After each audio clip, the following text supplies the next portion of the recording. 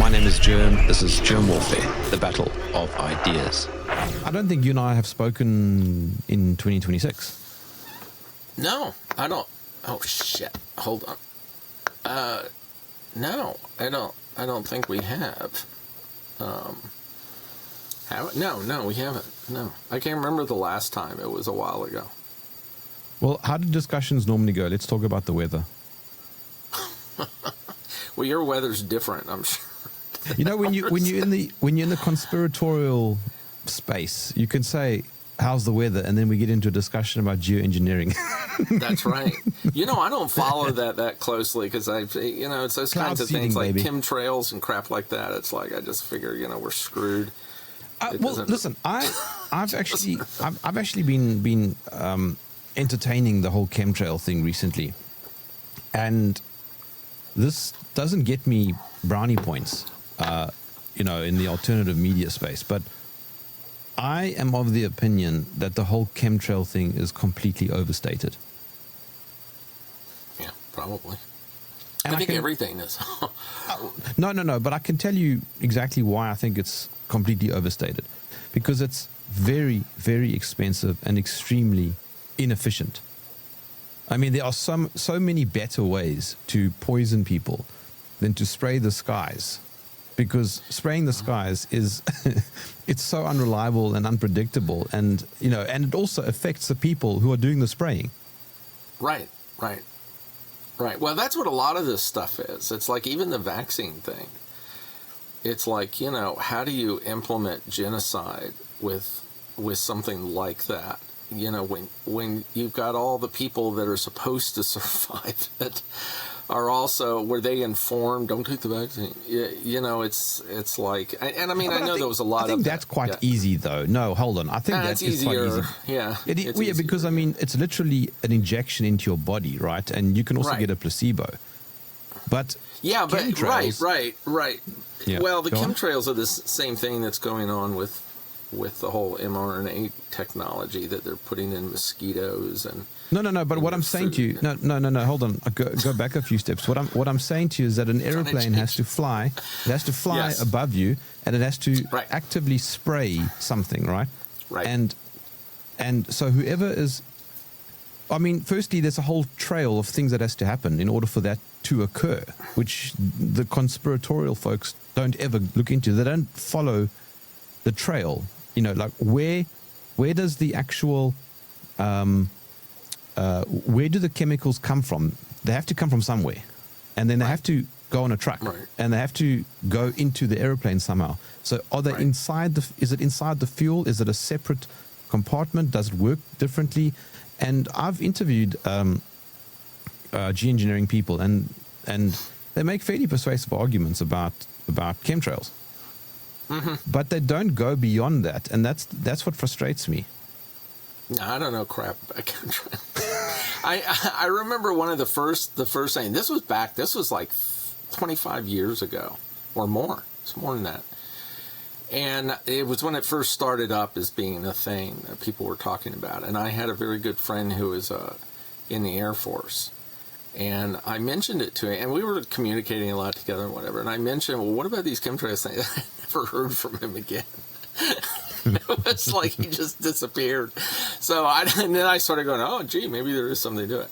No, I hear you. And, it's the same argument they have with the Twin Towers. It's like, well, that would have taken a lot of work to put, explosives on the elevators and wherever it was, on the columns and all that stuff. So there's always that. There's that common sense thing that people do come up with, and they say, well, if that were true, how could they pull that off without a lot of people lying or whatever?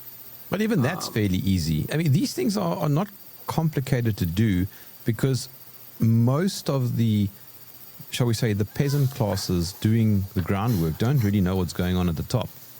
Same thing with, you know what I mean?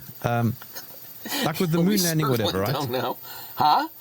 Like with the moon landing, let's just say they didn't go. It's fairly easy to pull that off because you only need a handful of people at the top who actually knew whether or not those 3 astronauts went to the moon. Well, isn't that the whole, need to know basis? I mean, isn't that the whole way that any of these espionage systems work, is that only a few people know what's going on? Yeah. I mean, that's the way they control it and contain it. Well, I don't have any... works. Yeah, right. Exactly. I don't have COVID any also. problem at all believing all these things. Obviously, I write about it every day. I don't go that far into analyzing it because I think there's a common sense element to it that also supports it. I mean, Yes. it's like it doesn't make any sense that, say, Building 7 collapsed the way it did and whatever. I mean, that's a common sense thing. And figuring out how they did it doesn't really, I mean, there's some logic thing I'm thinking of, and I can't think of the name of it now. It's like if it's there, it got there somehow, and it doesn't really matter if you can figure that out or not. I mean, it's like it's there and it's obvious it's there. And you're right about the chemtrail things. I mean, there really isn't. Is there? Is it? And you would know this because I'm just saying I don't know crap about it. But it's not an area that I've even looked at. But you have, because you've had guests on and everything. I mean, do they explain the effect that it's having? Is there? Yes, and there is validity to the whole thing. I've never said chemtrails don't exist, but this is also the false dichotomy problem that we have. If I say I think it's overstated, then what they hear is, so you're saying they don't exist? Right, no, right. Good, you moron. Really I'm good not point. saying that. Yeah, I'm not saying that. I'm just saying it's overstated. I know pilots, and they know how a Boeing works. They have to know. It's part of the training. And in order for them to actively spray stuff, let's say an Emirates plane is flying, the pilot has to know what's going on if he's going to activate that spray, because as we've seen from all the cell phone photographs, because that's all they ever are, cell phone photographs of these long trails in the sky, and they go, look, it's chemtrails. But what I don't get is, why don't any of these people take telescopes and zoom in and see what aeroplane that actually is? Is it a Boeing 767? And if it is, that plane is physically going somewhere and is going to land somewhere.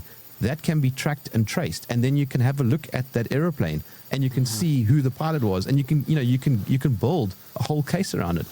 But all we ever see is one snapshot of something happening in the sky, and nobody ever zooms in. Yet they zoom in on the moon and everything else. Yeah, but I don't think anything is as it looks. I mean, as it seems is a whole different thing. I mean, but like the whole chemtrail thing and anything else, it's like spun out of in delirium. I mean, it's to the point where you can't kind of zero in on the truth. And it's like what you said earlier. It's like it's black and white with everything. I mean, everything is so black and white now. It's like you can't even suggest, well, the pyramids weren't built by slaves, pulling stones up on a ramp. And they go, oh, so you believe aliens built them, or you believe that, that they just appeared or something. I mean, and it's like, no, I'm just saying that they weren't built that way. And, you're saying, I don't think the chemtrails are what all the advocates for chemtrail insanity are saying. It just that doesn't make sense. And then it's like, oh, well, you're saying chemtrails don't exist and they're nothing to be concerned about. And again, like me, I'm Mr. Paranoid, and I believe everything, for the most part, that we concern ourselves with, that we talk about, is part of the agenda's intention. And I think this is one of those things where chemtrails very well may be just a decoy. They may be something that has been put into place that doesn't do anything. Maybe 2 or 3 planes every once in a while will go up and do something that looks like chemtrails, and then the agenda goes good. We've got them all looking at that now, and they're not looking at really what we're doing back here behind the screen. And I'm not saying that's what it is, because I don't know enough about it. I mean, you can shoot that down probably pretty easily. But I'm just saying, I think there's a lot of stuff out there that's put out there by the agenda itself in order for us to pay attention. I think Trump is that. I mean, I think he's like the perfect distraction for everything. Now, he might not even know it. He might not know. Yeah, he might not know that he's playing that role. But he very well could be. And the agenda just sits there and goes, well, yeah, let them sit there and bicker about Greenland and Venezuela and whatever while we're under the hood here tinkering with things that actually matter to us. And, it's a great distraction because if you really analyze what he's done, you can't really find a lot that really is against the agenda's intentions, that really disrupts the agenda's agenda. Well, I mean, I think that's by design, as you say. I mean, I agree with you is what I'm saying because so it's easy to fall into the trap of thinking everything. Yeah. Everything now is a trick. I've gone blank. Everything is not as it seems, but some things are as they seem. Right. I mean, again, going back to Trump, it's always the topic. I mean, he very well may be the savior. He very well may be a maverick that got in place. Nah. Let's not push our luck here. Well, I'm just kind of going along with that. I mean, everybody everybody on our side of the fence that are not just on our side of the fence here, it's kind of divided. And I don't know what the percentage is, but there's a huge group of people that do believe that Trump is most definitely part of the agenda, part of the deep state, and whatever. And there's a handful of people that don't, that actually think he's doing something to bring back, this idea of national sovereignty and all of that. Maybe he is. I mean, I don't necessarily think the agenda has their finger in every single pie. No. And that's the point, because you also inadvertently now made a false dichotomy by saying that, he's either part of the agenda or he is the savior. But what about a third option or a fourth option? What if he really is just, a blockhead who is loved by millions of Americans, but because he's a blockhead and filled with hubris, he's easily played by those around him? Oh, yeah, sure. Yeah. I was just doing the false dichotomy on purpose. No, because they're the two extremes. And you're absolutely right. I mean, all of this stuff could be like the chemtrails, going back to that. Yeah, the false dichotomy just may not be anything at all what the polarization that is accepted. It's either this, just like you were saying earlier, it's either this plan to kill everybody, or it's not at all. It's just smoke coming out of planes for some stupid reason. But it could be something in between. I mean, I don't know what that would be. But well, I mean, a problem that I have with the conspiratorial-minded people also is that everything is far too binary. They somehow don't understand complex systems.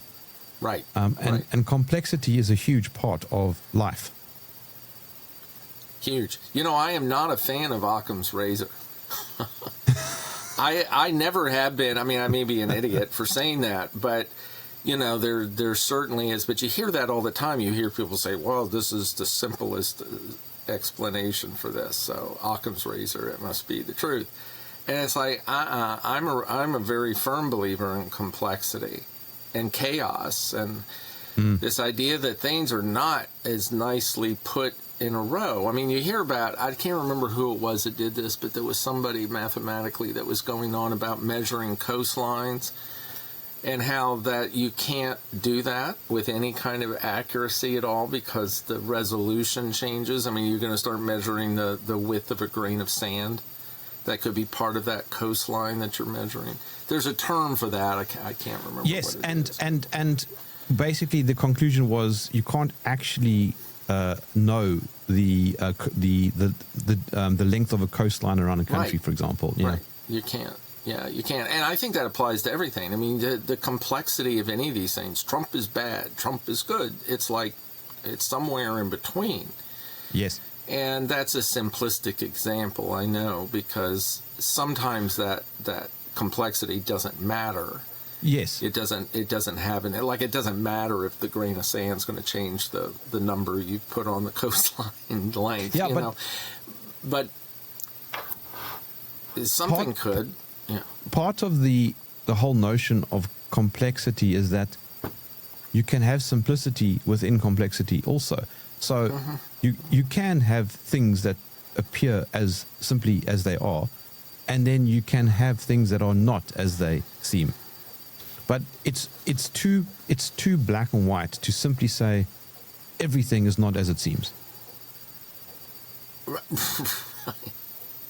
Yeah, absolutely. It's much, yeah, that's way too simplistic. Well, let me give you an example. I am sitting here and you are sitting there. That is as it seems. I'm not some sort of reptilian with a face mask on. Well, how do I know that? Well, then we can get into a Q&A. You're getting into some deep stuff there with like quantum realities and the consciousness and the idea of creating your own reality and all of that. I mean, you could. That's what So that's what Jeff Berwick said on my show. Who? Jeff Berwick. He was talking about exactly that.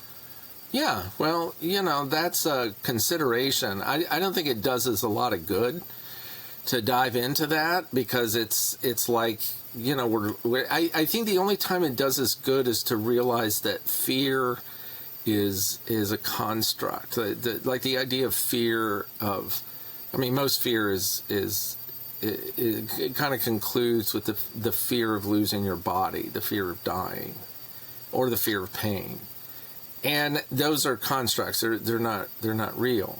There's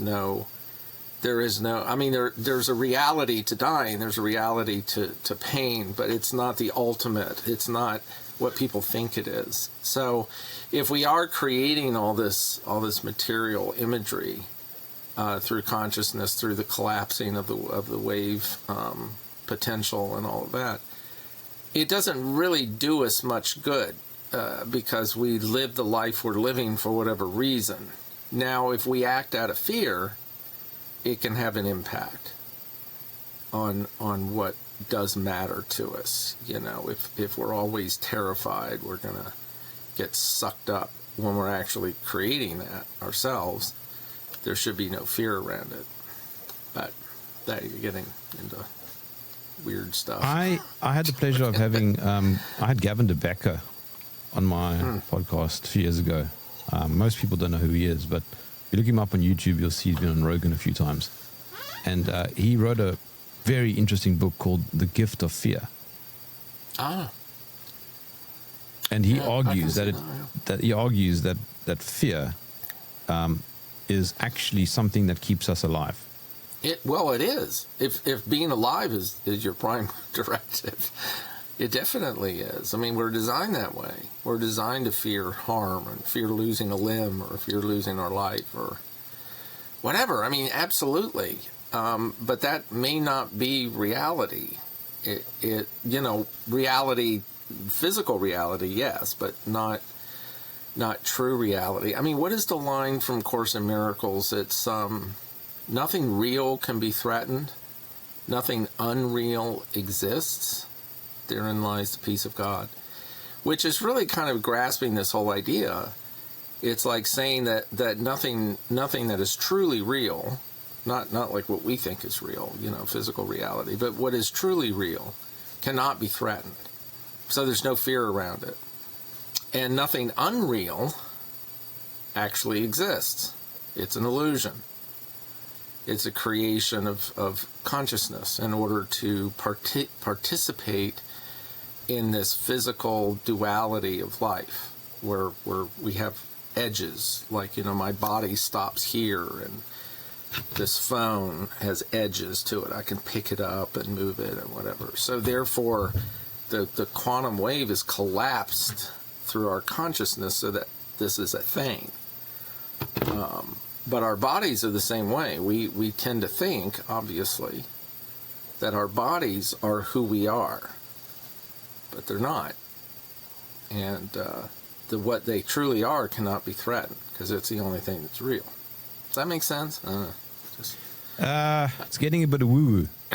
well, it is very woo-woo, but then who are you? your spirit. You are one. I mean, if you follow that we're all one.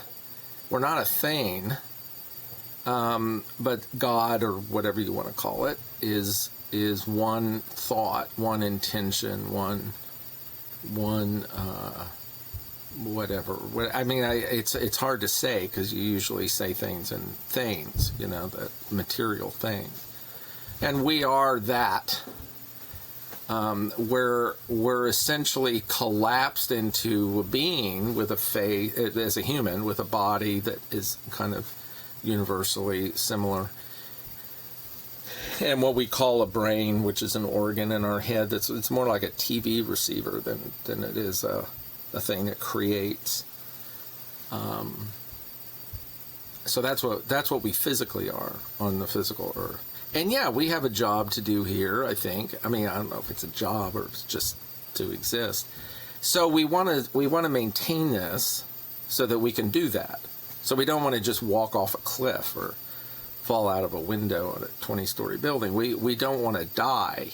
So the physical self is designed in such a way that we thirst and we eat and, we take care of ourselves to some degree so that we don't just drop dead. Because we fear that this will go away, and therefore we will go away. So, that's good. I mean, otherwise everybody would be jumping off of cliffs. It's like, why not? But so we're built to be fearful of things that will threaten our bodies, and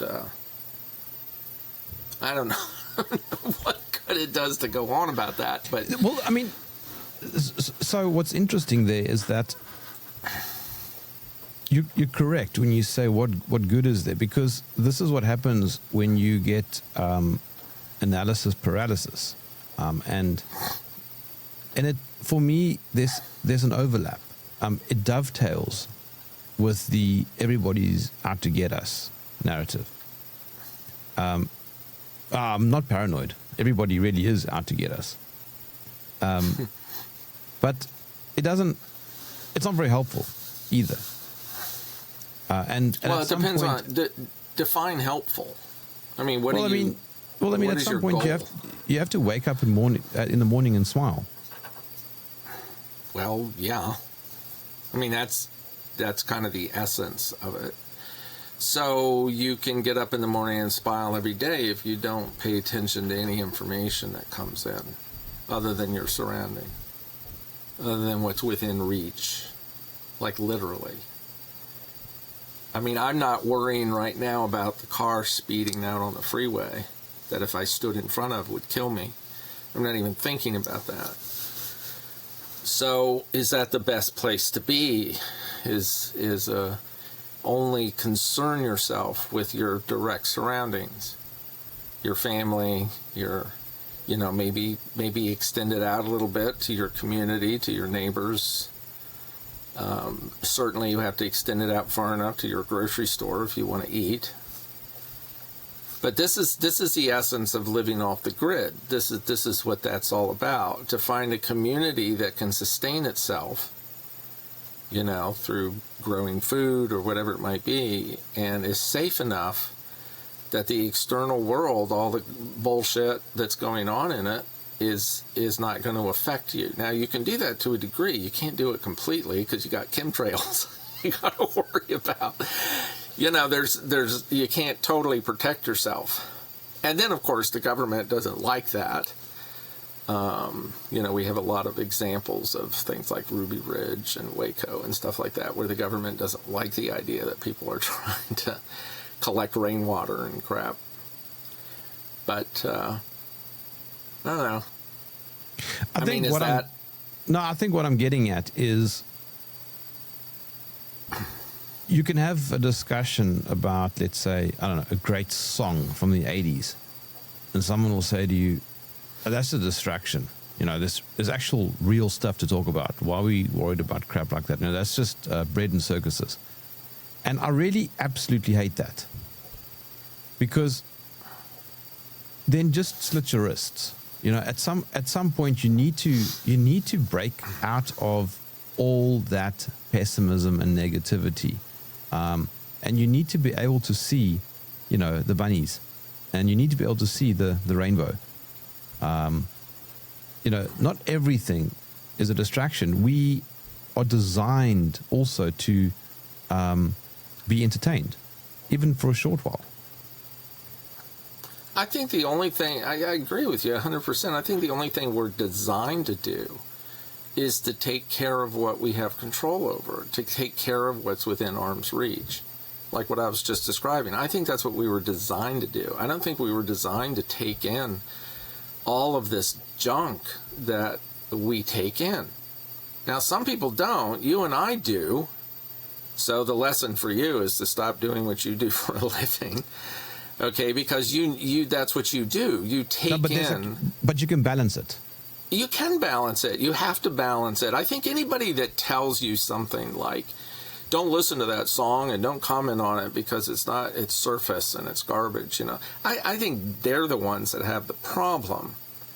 Because they're trying to bring you into a state of being like diligent, like 100% of the time, like 24/7, to concern yourself with what's going on outside of your reach, which I don't think is natural. I mean, humans up until very recently did not do that at all. No. They didn't know what the hell was going on. They didn't even know what was going on 5 miles away. And we're not designed to do that. Now, if we do it, if we decide to do it, we have to be very careful not to allow it to completely occupy our instinctive system to control it. Our system is designed to control what is around us to keep us safe and keep our loved ones safe and whatever. We have to know that when we start concerning ourselves what's going on in Gaza or in Europe or whatever, we have no control over. If we've chosen to partake in it with the information for whatever reason, like do a podcast or to write articles or whatever, we have to be very, very careful not to allow it to take over that instinctive compulsion to manipulate it. And that's what you're doing, listening to the song and like going, oh, this is a really cool song or whatever. You're pulling yourself away from that compulsion to control these things you have no control over. And that's healthy. If you don't do that and you get sucked into this insanity where you lay awake at night and think about Putin or Trump even, then you're not doing yourself a healthy service. You're not taking care of yourself because you're not supposed to, because you're not designed to try to control things that are not within your control. Well, I mean, that's what Stephen Covey wrote about in his fantastic book, The 7 Habits of Highly Effective People. Yeah. If you just sit and doom scroll the whole day long, you become absolutely useless. You're not effective at all. And I remember when I had lunch with Zuby last year. My show a few times. He lives in Dubai, and I was over there for a few days, and he said to me, we're not supposed to consume as much media as we do now. Not just media, information. And you made the point a moment ago. You said, people didn't know what was going on 5 miles away. By the way, I don't know what 5 miles is. I work in kilometers. But I assume it's quite far. Sorry. It's what? It's not far. It's not anything far. Longer than your arm length. No. I don't know. I don't know what the conversion is. I also can't remember. It's like 1.7 or 2 or something. I don't know. No, let's say 10 kilometers away. But I mean, and he's right. We aren't designed to absorb so much information and so much data. At some point, something has to break, and that's us. Well, yeah. I mean, psychologically, there's no question about that. It's like if you look at primal cultures or ancient cultures, it's like anything they didn't understand, they made something up about it that they had some semblance of control over. Like if you walked out into the lake or the stream and there was an alligator and it ate you, the other people in the tribe would like come up with some reason why that happened. And something they could control, like they didn't worship the crocodile god enough, they didn't bring him any bananas or whatnot, and so they make an adjustment to that to try to control it. And obviously we don't think today that worked. We don't know. Maybe it did. It's like I believe those kinds of things do work. It's not a cause and effect materialist machinery or mechanism that makes it work, but there's something to it. And we don't do that as much now, obviously. If something bad happens to me, I don't necessarily believe, although I do somewhere in my core self believe that maybe I wasn't worshiping properly, or we're not in alignment with truth or in alignment with source, whatever you want to say. That's a whole nother topic we could go on for hours about. But just going back to this control thing, yeah, absolutely.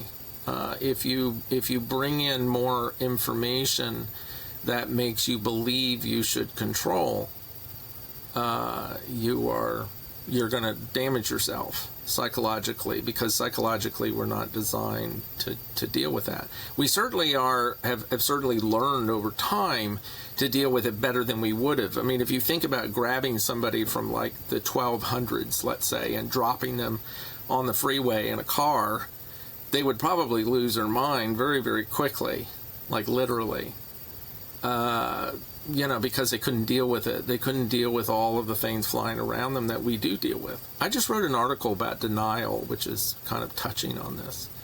I saw that. We do have a natural sense of denial in order to accommodate the information that we receive that we have no control over. Like if we're in a car or in an airplane or whatever, there has to be something that comes into place that essentially ignores the reality of the situation and ignores our instinctive response to it that was built in to us. And that's what this healthy denial is. And we're seeing it now where we get too much information. I mean, we shouldn't have the information at our fingertips that we have with all of this, what's going on in the world, what's even going on in our own cities, with all the horrors, with murder, pedophilia, whatever it might be, this whole Epstein thing. I mean, it's like that information.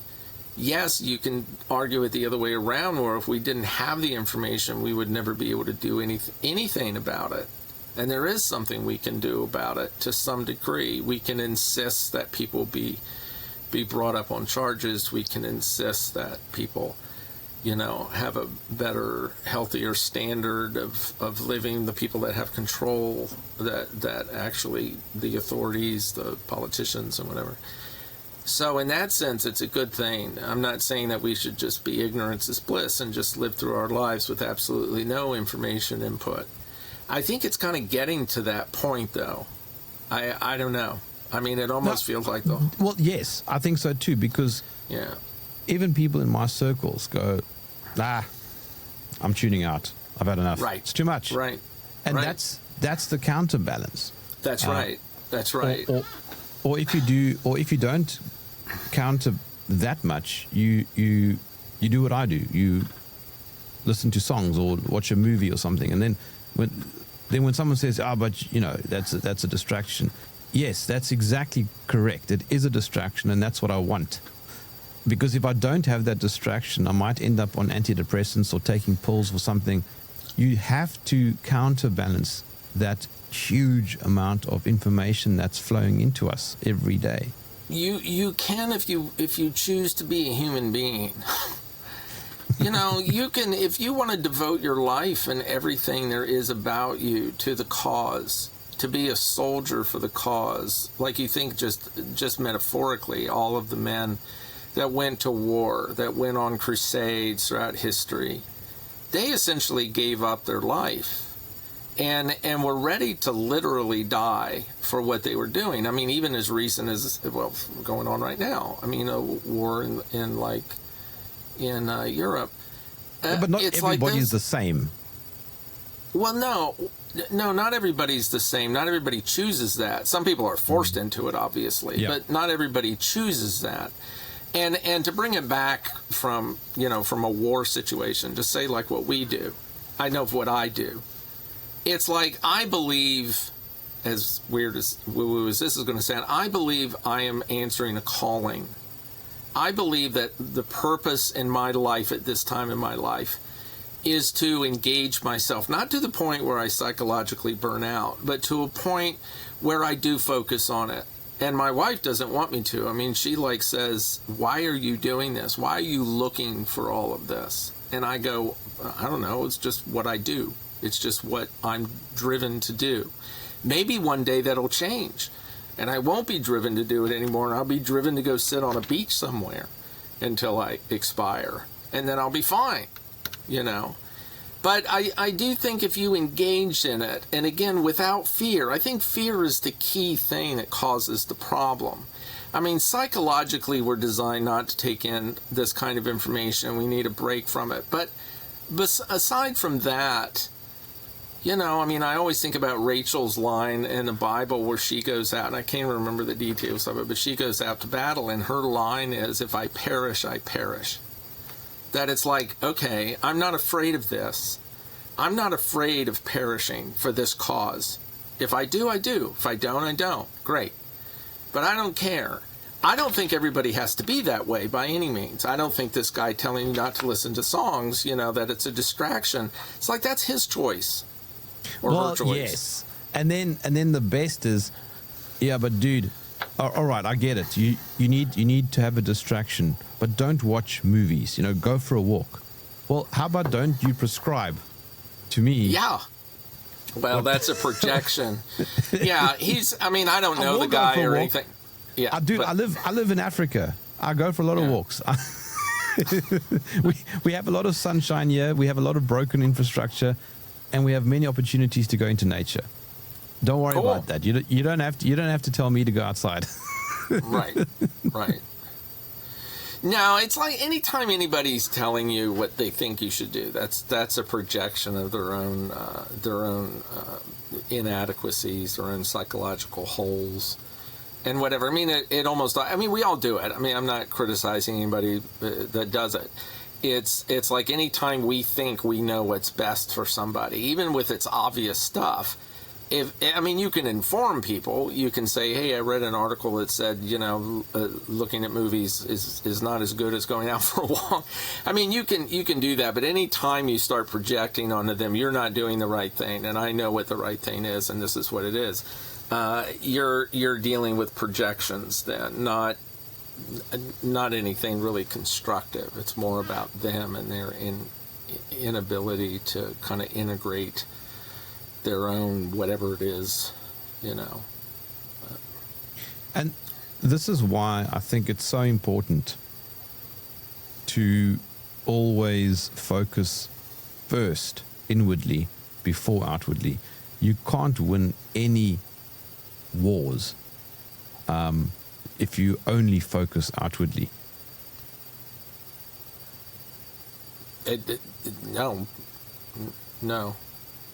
No, you're right. You're right. But tell me what you mean by wars, though. Like information wars. And how do you solve that inwardly?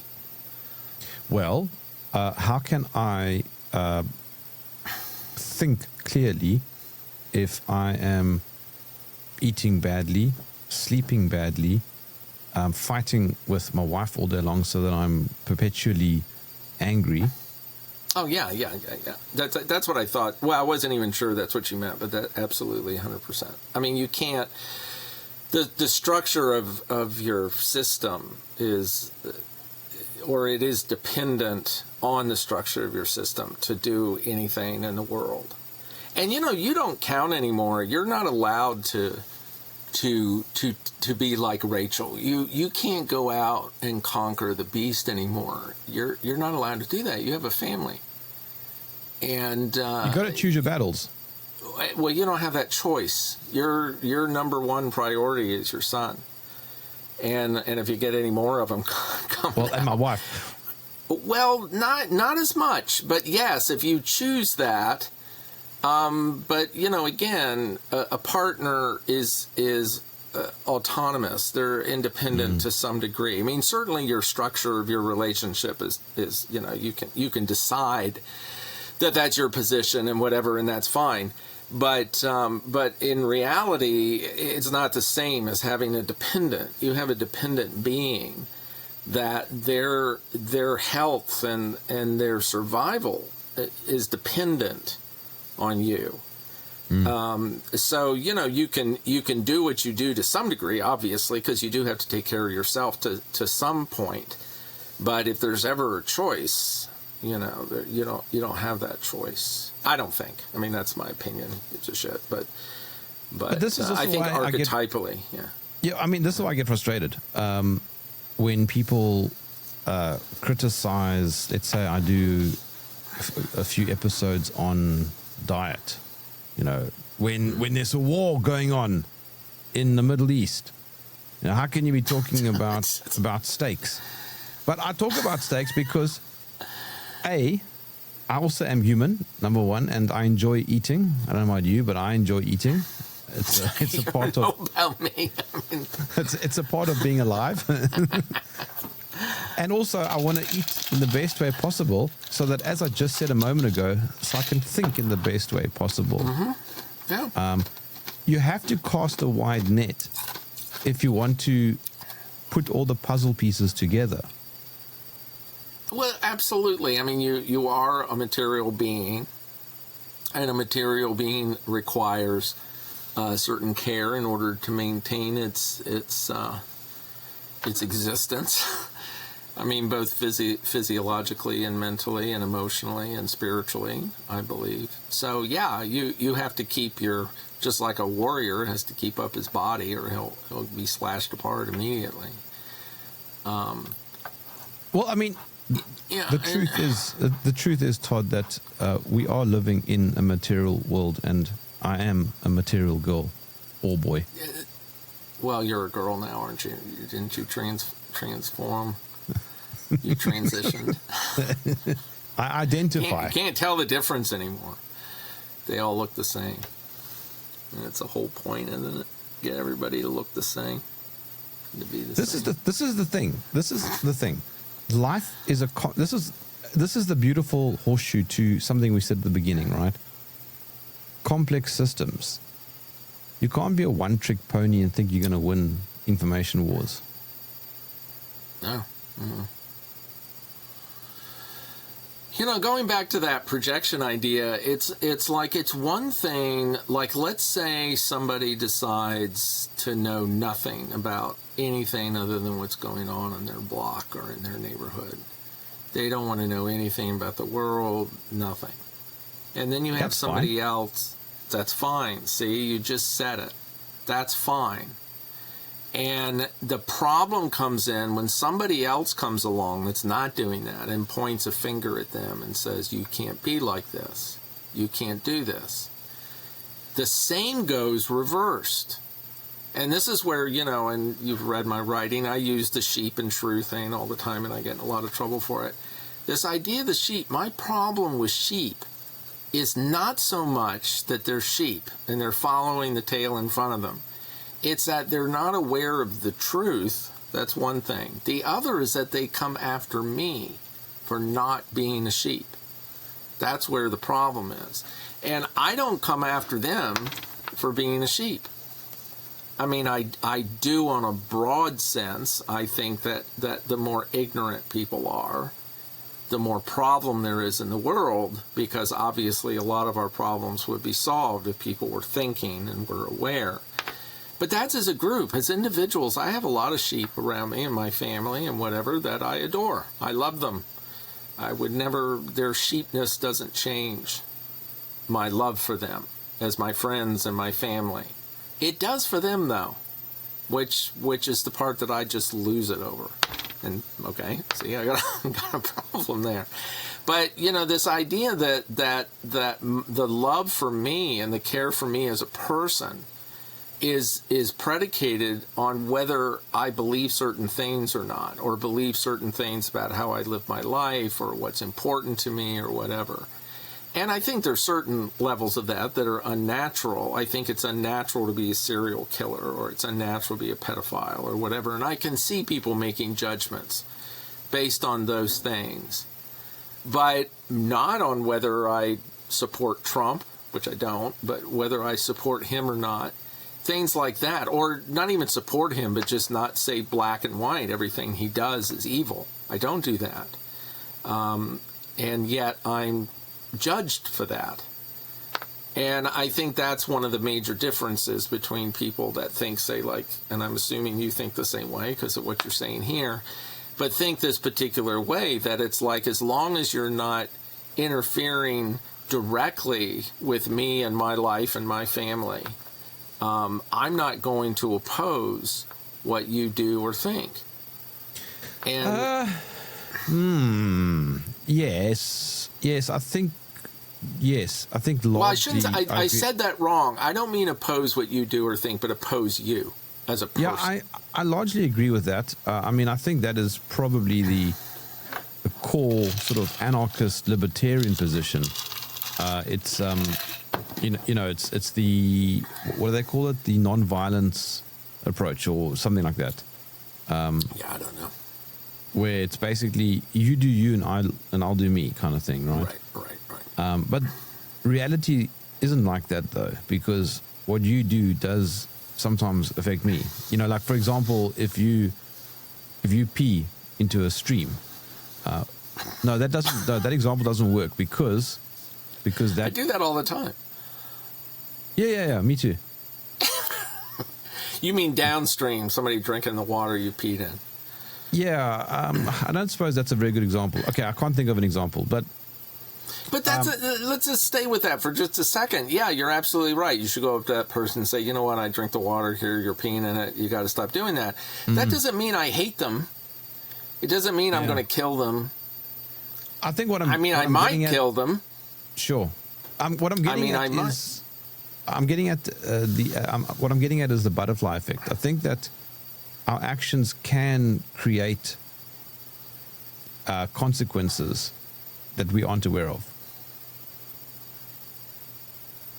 Yeah.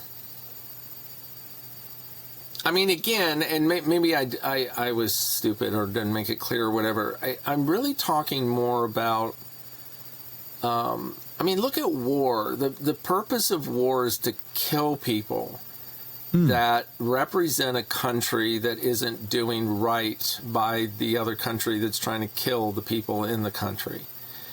And it's like, yeah, okay, well, there could be really good reason why you want that other country to do the right thing, not to pee in the stream or whatever it might be. But you're killing people in order to accomplish that, in order to show you're more powerful and you could kill everybody. And that's a loose analogy, but it's like what I'm saying is that, yes, people can think and do the wrong thing, but you don't hate them for it. You dislike what they're doing and you want to change what they're doing, but you don't hate them for what they're doing unless they're totally outside of the realm of human decency. And that's where you can get into a lot of argument. And, well, this isn't decent what they're doing, so they should be dead, whatever. But I think you're saying the same thing. I think you're going into the problem of, no, you shouldn't necessarily be fine with what people are doing. Yeah. Or how people think or whatever. But it doesn't mean you can't love them. And I know, if you don't know them well, it's like, who gives a shit? If they're from the tribe next door, 10 kilometers away, just go and war with them and kill them all, and then you don't have a problem anymore. That's how it's been done for millennia. But I know what I'm saying is a bit idealistic, but I'm really using more examples of people I know Not the tribe down the street, but the people that I know and that I love, people in my family, people that are friends I've had I've told you this a million times. I've had a whole handful of friends, like very close friends, who have completely rejected me, and because of the COVID thing during that time 5 years ago. And I have two of them I always cite and say they actually wrote to me on Facebook and said, I hope you get COVID and die. Literally said that to me. Now, whether they really meant it or not, I don't know. But you don't say that to somebody. And my views on taking a drug in my arm, who cares what I think about that? Now, of course, the agenda has tried to put it in everybody's minds that anybody that doesn't take the vaccine is just the same as somebody who wants to rape you or come into your house and kill your grandmother or whatever it might be, that they're one and the same thing. And that's where you go, what is it with you? Why do you think that way? Why is it more important to you to be the person that cares for me and loves me as a friend or whatever? That it's more important that you follow some vaporous idea that the government has that if you don't do this, everybody on Earth is going to drop dead. And that's what we were fed. And that obviously isn't true. And of course, nobody turns around and goes, gee, that didn't happen. I mean, it's like all of us that didn't get vaccinated, we should be dead, and we should have killed a lot of people in the process, according to what we were told. And that didn't happen. But nobody's coming back to me that I'd lost his friends and saying, oh, gee, I wasn't quite right. I'm sorry about that. Anyway, I know that's all old news, but... No, well, I mean, it'll always be relevant because there are always people dying. Suddenly. Of what? Playing tennis. Oh, okay, yeah. Or taking their dog for a walk. Yep. Or chemtrails. Definitely chemtrails. I saw a guy the other day sucking in the dust coming out of an airplane, and he dropped dead. No, that was anti-China propaganda. Oh, right. We got a lot of that going on. Of course, they brainwashed you when you were over there. They did. All those Chinese people. Listen, I want to go back there. You must go to Shanghai. It is an incredible city. Oh, I'd love to. Yeah. Yeah. It is. Now that I'm part Chinese living in Canada, Well, this is an interesting point. I think most of the world is part Chinese now. Of course. Why not? No, listen, it's a beautiful city. It's a mega city, so you have to understand that. You've got to make the comparisons. You can't compare it to like going to, I don't know, Iceland or Siberia or something. But you go there to experience an incredible city. Mm-hmm. I suspect your side of the world has a few great cities too. I don't know. I don't really have much desire to go to Canada. Canada used to be, well, the problem with Canada now is the political part of it, of course, and again, the brainwashing. I mean, it's like, it seems like nobody can get away from that as a mass of people. It's like,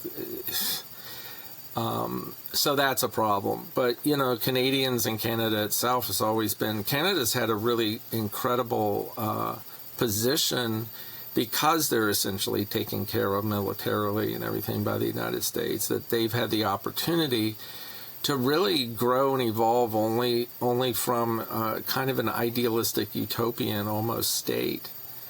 And so they reflect that. I mean, they're good people, they're loving, they're caring, and that's the stereotype. They've been labeled as well, but it's true. And so they're also very, they're very sheep-like. They can be manipulated relatively easily. And so we're seeing this hate Trump thing. And again, going back to Trump, I mean, he's definitely been labeled as the thing to hate. Anything that goes wrong, it's his fault.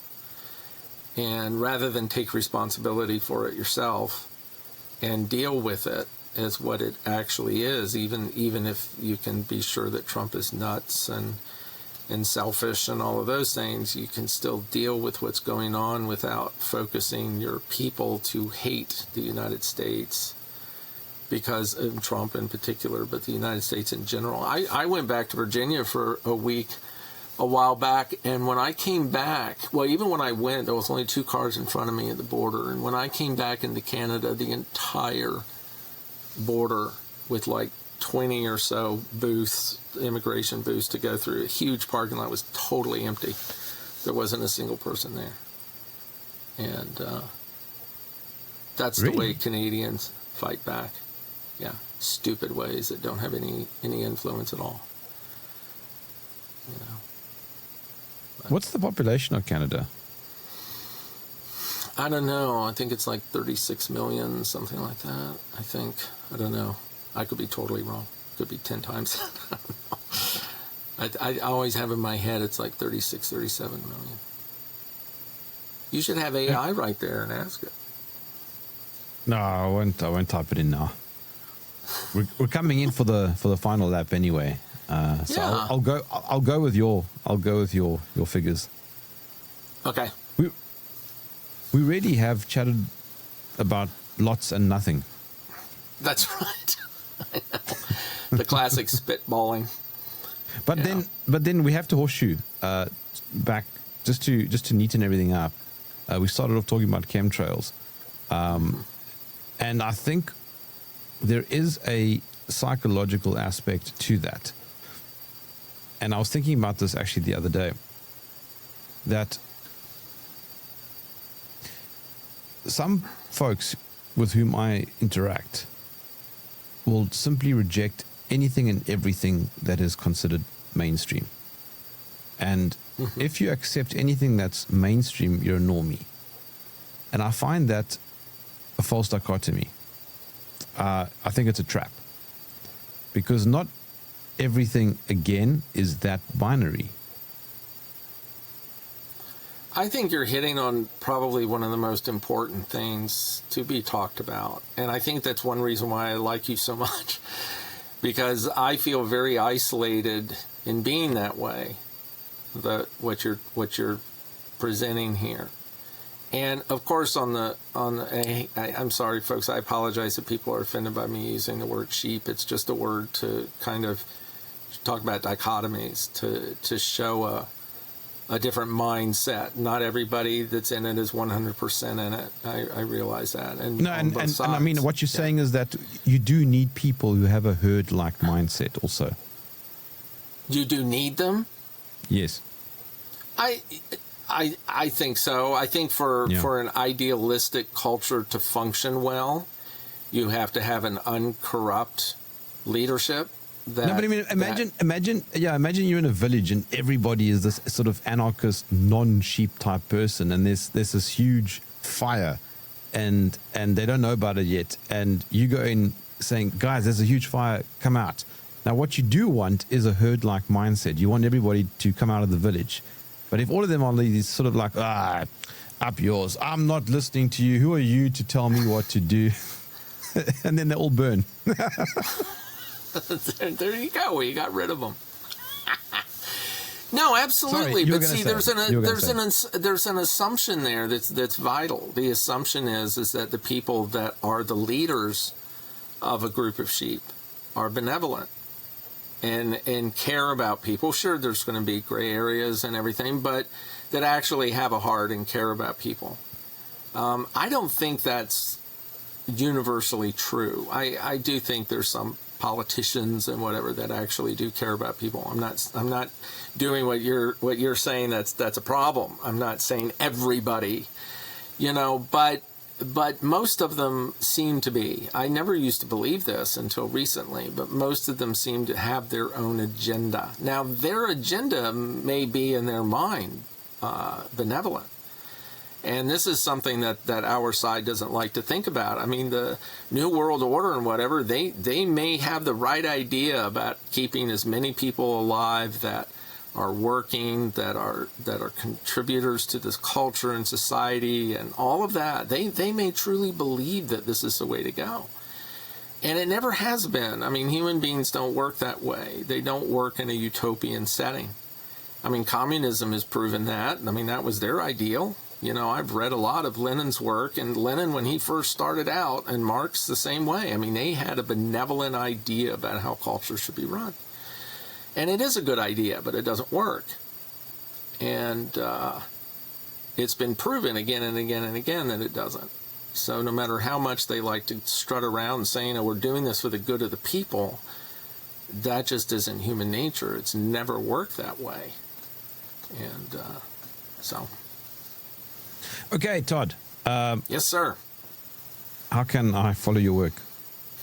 Shrewviews.com. It's my Substack, www.shrewviews. Shrew is the little animal with the long nose.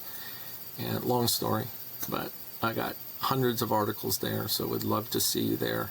A lot of discussion and stuff, so it's a nice forum. Speaking of Shrew, I think I told you this a long time ago. So we go to the Kruger National Park at least once a year. I've often argued it's probably one of the best places in the world. Huge game park, about the size of Israel. And it's famous, obviously, for having the Big Five. Now, the average person doesn't know what the Big Five is, but it's the elephant, buffalo, lion, leopard, and rhino. And there's a wonderful story behind how those five animals became known as the Big Five. I can also tell you that if you're interested. And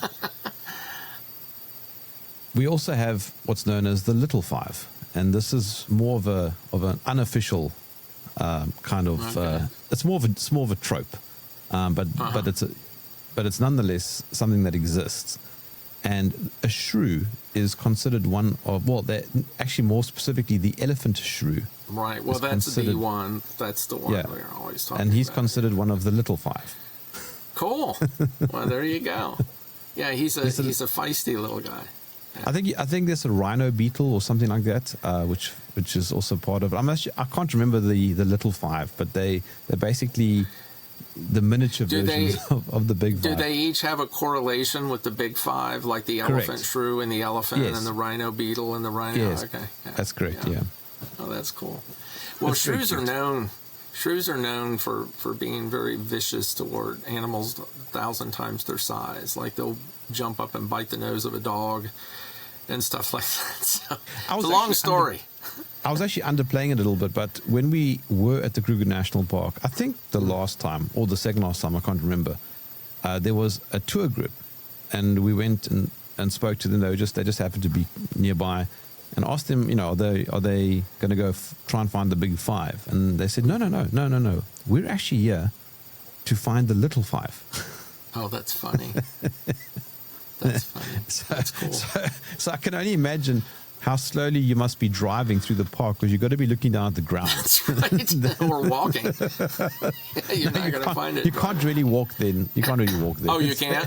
Oh, okay. Well, no. I mean, you can, but do you want to walk where there are leopards and lions? That's right. Maybe. Depending on your intentions. Yeah. Cool. All right, Todd Hayen. Thank you for joining the trenches. Thank you, sir. Love to be here. Take care.